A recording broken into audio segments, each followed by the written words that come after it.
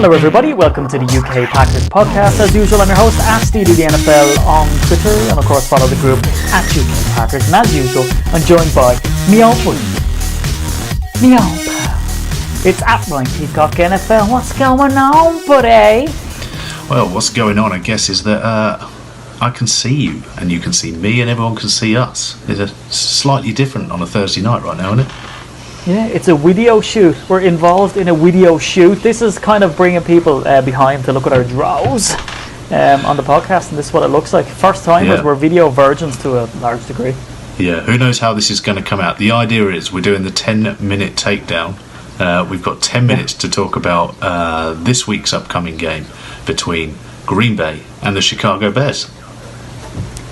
And we've already wasted about a minute just the intro. And we usually talk lark about bread rolls and cinnamon rolls. And no, we don't have time. Let's straight into it. Right, game preview. Let's kick it off with a bit of offense here, and not to sort of talk the obvious. This team, so Chicago Green Bay met last year. The first time was with Aaron Rodgers at the helm. The second time was with Brett Hundley, and Brett Hundley bet them, right?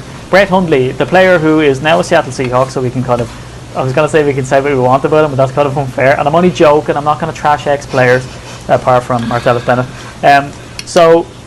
Brett Hundley bet the Bears. This is a player who threw more interceptions than touchdowns last year, so that'll kind of give you an indication of how things are. Mitch Trubisky, you're not going to trash it. You're not going to trash him, but you are going to use him to make a point that the Bears still suck, right? I'm literally just going to use his stats. that's all I'm doing. I'm just using stats. You take it how you want. Where my UK Packers at. Mitch Trubisky threw for 297 yards, which is a career high for Mitch. My good old buddy, old pal Mitch, in that game. So it's kind of like the Bears offense last year got purchased against us, and then our offense ended up beating them anyway in that game. Now the boogeyman for me in this game is Ty Montgomery, and I bearing in mind that it's 2 minutes gone now, so I'm going to let you dive right in. Ty Montgomery has averaged 8.4 yards per carry against the Bears. He scored 3 touchdowns and he's caught 14 passes. So basically the Bears having a rash of what to do with him.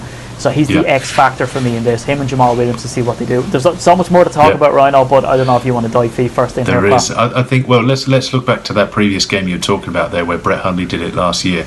A lot of that was down to the fact that the running backs between Jamal Williams and Ty Montgomery gained over about 120 yards. Maybe 115, something like that. You know what my maths is like. And Ty Montgomery in that game got his 54 yards and touchdown off just 6 carries.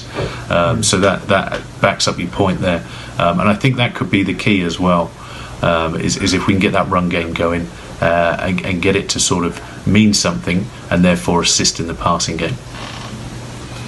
Yeah, and I'm not convinced. They keep saying that Mitch Trubisky is kind of like the quarterback of the future and they have an awful lot of faith in him, blah, blah, blah. I think the way the Bears have upgraded on defense, and some of the players that we see them have on defense, like Prince Amukamara, which is fun to say and see. Again, I sort of think they have some cast-offs from the Jags to a certain degree. Now, some of them are meant to be seen as kind of the top of their career.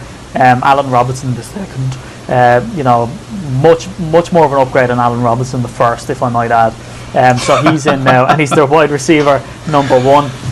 He was tried and tested under a quarterback like Blake Bortles, but to me, Mitch Trubisky is still a bit wet around the ears. So to see how he can utilise a player like him is going to be interesting. And then, of course, we have Howard at running back. I don't know, Ryan, what do you think of Howard here? I mean, is he still the X factor? Can you always rely on a running back to sort of, to repeat those performances year on year? I don't know about this guy. Well, I think he is tried and tested, but... Yeah, I'm going to agree with you, and I know I'm going to have some people burn me here, but I actually took Jordan Howard in at least 2 of my fantasy leagues. He's a very good back. He's somebody that will give us trouble. He's probably... Yeah, I know, I tried to skip on quickly, don't bring it up. Right, so he's a very good back. He's going to do well. I think as well, Mitch Trubisky, I know you say he's wet around the ears, but actually in flashes last year, he looked really good, and I think he could be... When you look at the division as well, you look at the division now, it's got Kirk Cousins, Aaron Rodgers, Matt Stafford. Mitch Trubisky's going to join those... Not maybe get to those levels, but he's going to be another very good quarterback in this division, and the NFC North will continue to be one of the toughest divisions in football for me. Yeah, and the Bears defense is pretty fierce. So if you look at it, defensive tackle Akeem Hicks, inside linebacker Roquan Smith, who they took. Now whether he's going to see game time is anybody's guess. Khalil Mack at outside linebacker, and of course Danny Trevathan, who we all know from that famous hit last year. Is he a dirty player? Is he not Yeah. a dirty player? Who knows?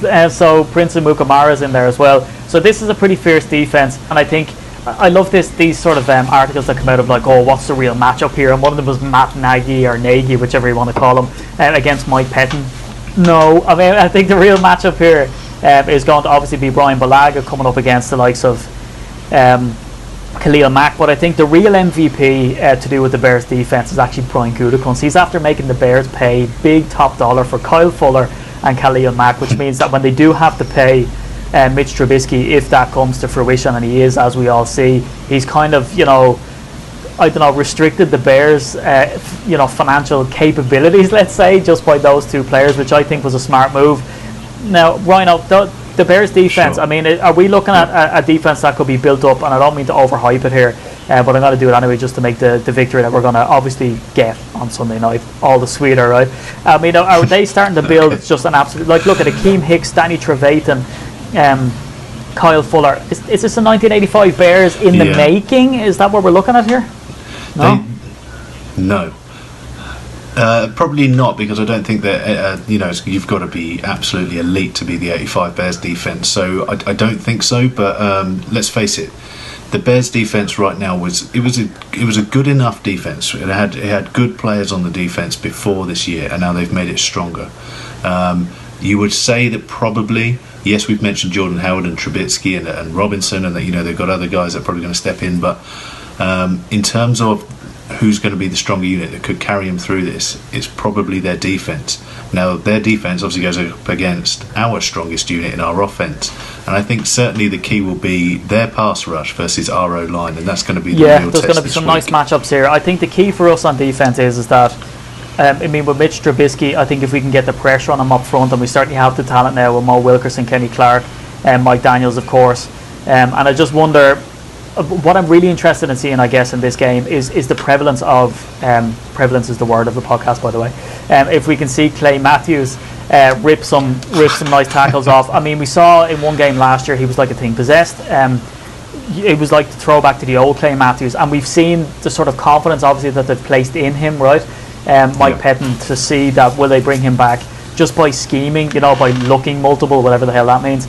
I think we all have an idea what it means, but we're going to get to see it. So Clay Matthews, do we see a resurgence of him? And I think week one we expect to see something like that, and a step up from our secondary, because that pressure we're going to get up front should cause some errors, and we should get some takeaways. Okay, there's the 2-minute warning. I think you're right.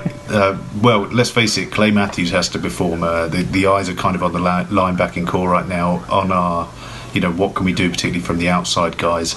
There's a lot of questions to answer there, but there's a lot of guys in there as well that will want to be the guy that answers that question, if that makes sense. So there's a lot of guys going out there that need to prove something. I think the defense overall wants to prove something. The new defensive coordinator obviously wants to prove something.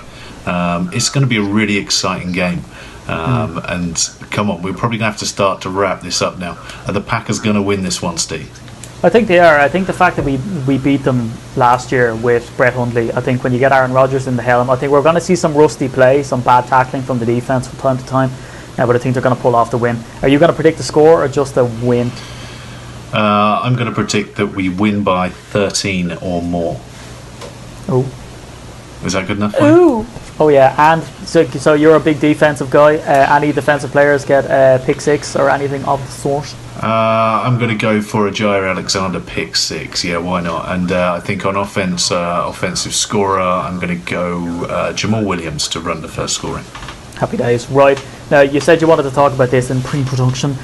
We're talking about NFC North, the other games that are going on. So Vikes are coming up against San Francisco, and the Lions coming up against the Jets. So who are you calling on those games?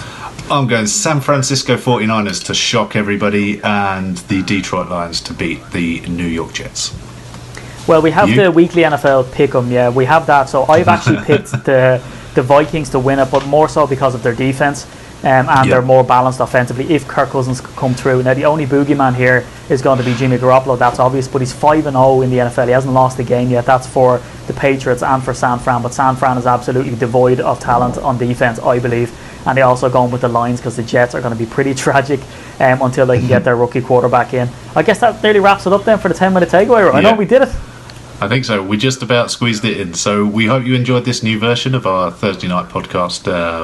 You'll be able to find it on YouTube, and I think it will also be going out as a podcast version, so you have the choice of doing what you want to do.